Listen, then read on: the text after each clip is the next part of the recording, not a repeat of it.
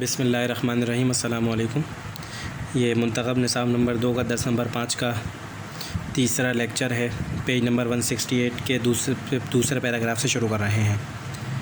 آگے بڑھنے سے پہلے ایک اور بات نوٹ کر لیجئے کہ ایک تو نقد بے ہے، یعنی چیزوں کا باہمی تبادلہ ہوگا یا کرنسی سے کسی شے کا مبادلہ ہوگا، اور ایک ہے مستقبل کے اعتبار سے کوئی سودا کرنا۔ اس صورت میں ذرا اضافی پیچیدگیاں یا کمپلیکیشن آتی ہیں۔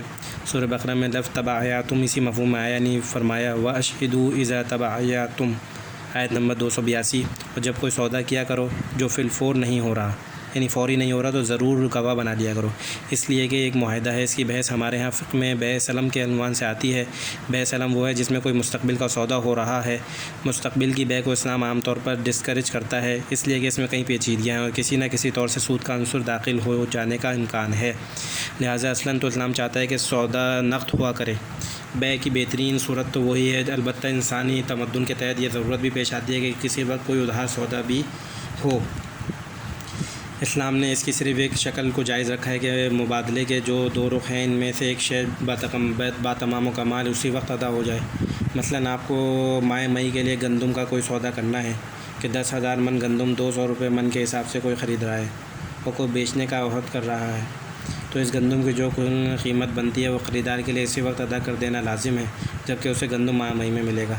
یہ بیع سلم کہلاتی ہے، اور یہ ہے در حقیقت وہ مباید یا تباع، یا کہ اس میں ایک سودا ہو رہا ہے لیکن بیع فی الفور مکمل نہیں ہوئی، مبادلہ اشیاء اسی وقت نہیں ہوا۔ ان چیزوں کو ذہن میں رکھتے ہوئے ایک بات اور نوٹ کر لیں کہ عربوں کے ہاں جب اس مباید یا تباع کا معاملہ ہوتا تھا تو چونکہ یہ بات قول و قرار کے درجے میں ہوتی تھی، لہٰذا اس کو پختہ کرنے کے لیے ہاتھ ملانا ان کے ایک علامت کے طور پر رائج تھا کہ بات پختہ ہو گئی۔ ہوتے ہوتے اس کا استعمال نقد خرید و فروخت پر بھی ہونے لگا۔ جب کوئی سودا طے ہو جاتا ہے اور بات پوری ہو جاتی ہے تو اس پر بھی وہ مصافحہ کرتے۔ یہ ہاتھ کا ملا لینا در حقیقت اس وقت اس بات کی علامت ہوتا ہے کہ اب بات پوری ہو گئی، سودا طے ہو گیا، جو رد و قضا اور بحث و تمہیس ہونی تھی وہ ہو چکی۔ اب دیکھیے کہ قرآن حکیم اس بیع کا ذکر کن اسالیب میں کرتا ہے۔ قرآن مجید میں کسی حقیقت کی توضیح کے لیے مختلف اسلوب اختیار کرتا ہے۔ جہاں تک تجارت اور خاص طور پر اس بیع شرع کا معاملہ ہے، اسے ہر انسان سمجھتا ہے، عامی سے عامی اور ان پڑھ سے ان پڑھ انسان بھی اس سے نابلد نہیں۔ یہ وہ بنیادی تصورات یعنی کانسیپٹس ہیں کہ جن سے کوئی شخص ناواقف نہیں۔ چنانچہ دیکھیے سورہ صف میں اللہ تعالیٰ نے یہی الفاظ استعمال کیے، فرمایا یا ایھا الذین آمنوا هل ادلکم علی تجارۃ تنجیکم من عذاب علیم، اے اہل ایمان، کیا میں تمہیں وہ تجارت بتاؤں جو تمہیں عذاب علیم سے چھٹکارا دلا دے؟ تجارت میں ہوتا کیا ہے؟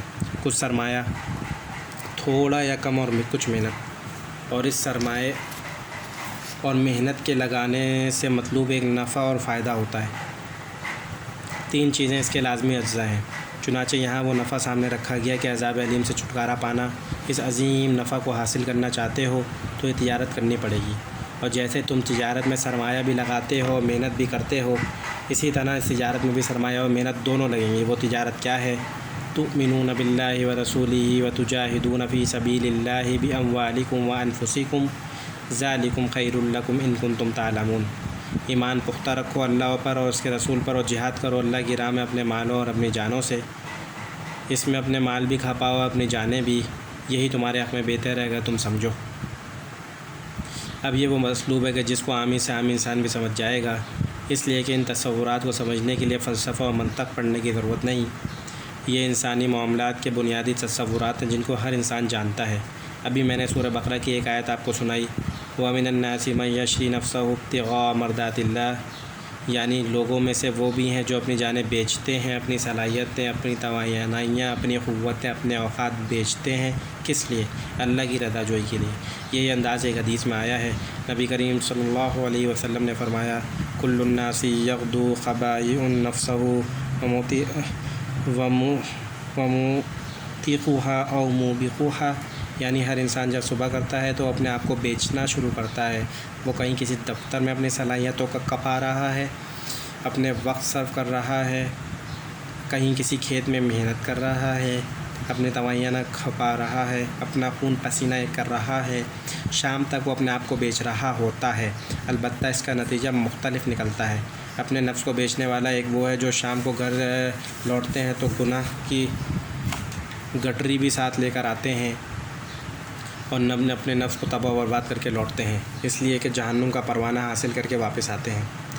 ایک وہ ہیں جو جہنم سے رہائی کا پروانہ لے کر آتے ہیں، وہ موتیخوہا اور موبیخوہا، وہ بھی ہیں جو گردن کو چھڑا کر لاتے ہیں، اور وہ بھی ہیں جو اس کو ہلاکت کے حوالے کر کے آتے ہیں۔ دین کی اس کلی حقیقت کو ظاہر کرنے کے لیے وہی انداز سورۃ توبہ میں اختیار کیا گیا ہے۔ ان اللہ اشتری من المؤمنین انفسهم واموالهم بان لهم الجنہ، یقیناً اللہ نے خرید لی ہے اہل ایمان سے ان کی جانیں بھی اور ان کے مال بھی بسبب اس کے کہ ان کے لیے جنت ہے، یعنی اللہ نے ان کی جانیں اور ان کے مال جنت کے عوض خرید لیے ہیں۔ اب آپ یہ جان لیجئے کہ یہ بے سلم ہو گئی، یہ مبادلہ یہاں نہیں رہا، جنت تو آخرت میں ملے گی، جبکہ جان و مال یہاں حوالے کرنے ہوں گے۔ ایسی خرید و فروخت کو بے سلم اس لیے کہتے ہیں کہ ایک شے فوری طور پر سپرد کر دی جاتی ہے۔ لفظ تسلیم بھی ہم اردو میں بھی سپرد کر دینے اور حوالگی کے مفہوم میں استعمال کرتے ہیں، تو بے کا ایک طرف کا پہلو اگر مکمل حوالہ ہو جائے، اس کی تسلیم ہو چکے، وہ بے سلم ہے۔ اب اس کا جو بھی دوسرا عوض ہے وہ کسی وقت معینہ پر ملے گا۔ اس طرح کی ایک مباحثت، ایک تباہی کا معاملہ ہے جو اللہ تعالیٰ اور اہل ایمان کے مابین ہوا۔ پیج نمبر 171 کا دوسرا ہمارے پاس کمپلیٹ ہو گیا پیراگراف۔ تیسرا پیراگراف جو ہے وہ اگلے چوتھے لیکچر میں سمجھیں گے۔